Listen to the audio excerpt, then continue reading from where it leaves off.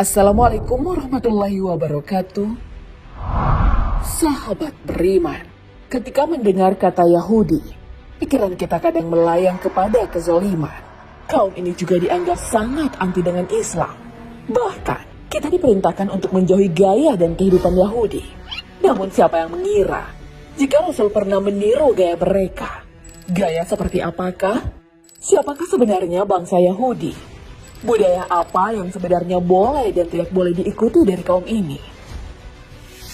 Tonton video ini hingga akhir agar tidak sesat. Bagaimana sejarah bangsa Yahudi? Ada banyak nama yang disematkan pada kaum ini. Terkadang mereka dipanggil Bani Israel, Ahlul Kitab, Ibrani, dan juga Zionis yang sangat populer akhir-akhir ini. Dalam garis keturunan, bangsa Yahudi berakar pada salah satu dari 12 anak Nabi Yakub alaihissalam, Yahuda. Setelah berabad-abad, turunan Yahudi berkembang menjadi bagian mayoritas dari bangsa Israel. Sehingga, sebutan Yahudi tidak hanya mengacu kepada orang-orang dari turunan Yahuda, tapi mengacu kepada turunan dari Israel. Namun Yahudi juga dikaitkan dengan sikap gemetar mereka ketika membaca Taurat.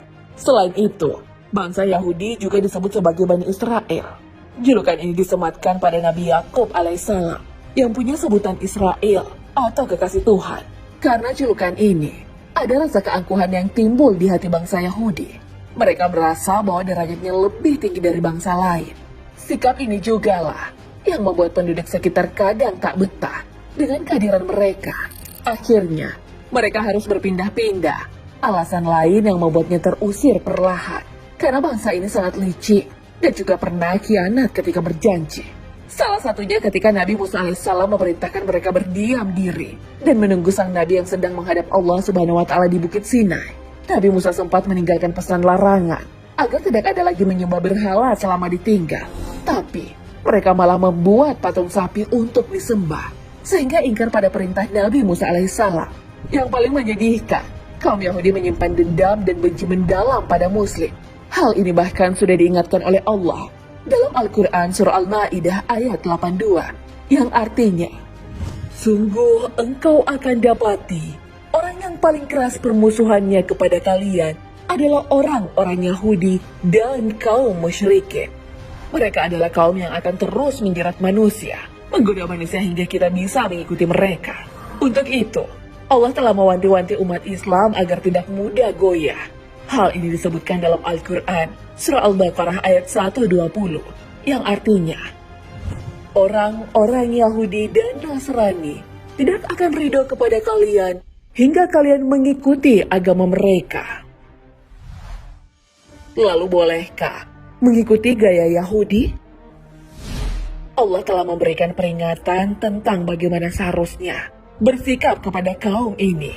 Dalam Al-Quran surah Al-Ma'idah ayat 51, Allah berfirman yang artinya, hai orang-orang yang beriman, janganlah kalian menjadikan orang-orang Yahudi dan Nasrani menjadi pemimpin atau teman dekat kalian. Sebagian mereka adalah pemimpin teman dekat bagi sebagian yang lain. Barang siapa di antara kalian menjadikan mereka menjadi pemimpin, maka sesungguhnya orang itu termasuk golongan mereka. Sesungguhnya Allah tidak memberi petunjuk kepada orang-orang yang zalim. Rasulullah SAW juga mengajarkan kepada umat Muslim untuk bersikap berbeda dengan mereka. Beliau bersabda yang artinya, panjangkanlah jenggot, selisihilah oleh kalian orang-orang Yahudi. Memanjangkan jenggot hanyalah satu dari sekian budaya Yahudi yang paling menyita perhatian, dan melekat adalah budaya sihir. Bahkan salah seorang mereka telah menyihir Rasulullah. Ta'udzubillah. Ajaran Rasulullah mereka abaikan dan malah beriman kepada kitab-kitab sihir. Allah juga telah menjelaskan bagaimana bebalnya mereka ketika ingin diberikan petunjuk. Hal ini tertera dalam Al-Quran surah Al-Baqarah ayat 101 hingga 102, yang artinya, dan setelah datang kepada mereka seorang Rasul dari sisi Allah yang membenarkan apa yang ada pada mereka. Sebagian orang-orang yang diberi kitab Taurat melemparkan kitab Allah ke belakang punggungnya, seolah-olah Mereka tidak mengetahui bahwa itu adalah kitab Allah dan mereka mengikuti apa yang dibaca oleh setan-setan pada masa kerajaan Sulaiman. Dan mereka mengatakan bahwa Sulaiman itu mengerjakan sihir, padahal Sulaiman tidaklah kafir, tidak mengerjakan sihir. Hanya setan-setanlah yang kafir atau mengerjakan sihir. Mereka mengerjakan sihir kepada manusia. Selain itu, guluh atau sikap melampaui batas juga amalan yang terkadang diikuti. Dalam syariat Islam, guluh berarti pujian dan celaan yang berlebihan pada seseorang. Allah Subhanahu wa Ta'ala berfirman dalam Al-Quran Surah Al-Ma'idah ayat 77, yang artinya, "Katakanlah, hai ahli kitab, janganlah kalian berbuat guluh atau melampaui batas dengan cara tidak benar dalam agama kalian." Dalam kehidupan sehari-hari, terkadang seorang manusia terlalu mendewakan dan menuhankan manusia lainnya, seperti idola mereka. Padahal sejatinya semua makhluk di dunia diciptakan hanya untuk beribadah kepada Allah.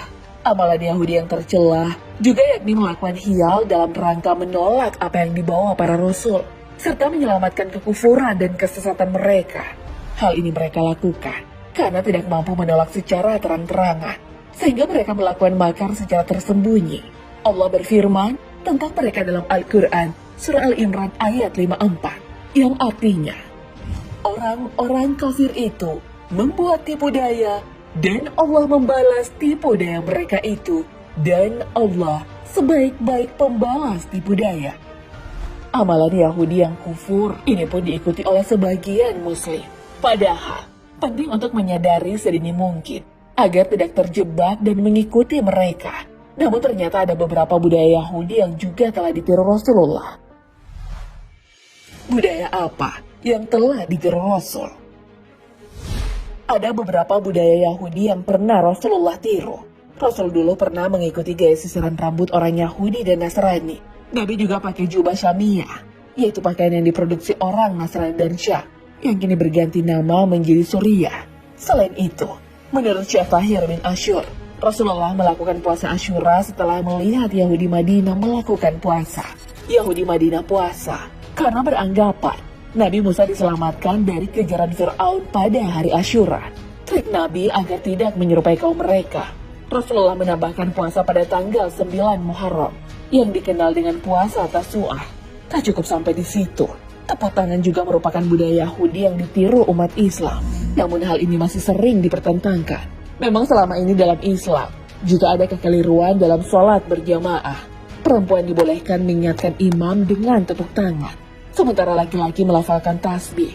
Berdasarkan penentuan Syekh Muhammad bin Shalih Al-Utsaimin dalam kitab Iqtidah Shiratal Mustaqim, karya Syekhul Islam Ibnu Taimiyah rahimahullah, jika dalam sholat saja tepuk tangan dibolehkan, apalagi di luar sholat.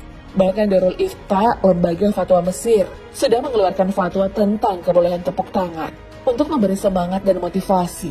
Diperbolehkannya tepuk tangan bagi wanita ketika sholat adalah berdasarkan hadis dari sahabat Abu Hurairah. Nabi Shallallahu Alaihi Wasallam bersabda, yang artinya, ucapan tasbih hanyalah buat laki-laki, sedangkan bertepuk tangan buat wanita. Hadis riwayat Bukhari.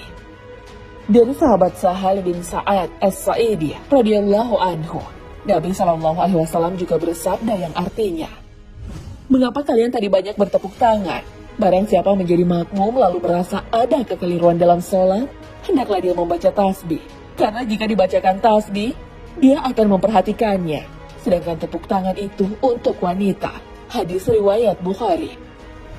Sahabat beriman, mengikuti tradisi dan budaya Yahudi tidak selamanya dilarang dalam Islam.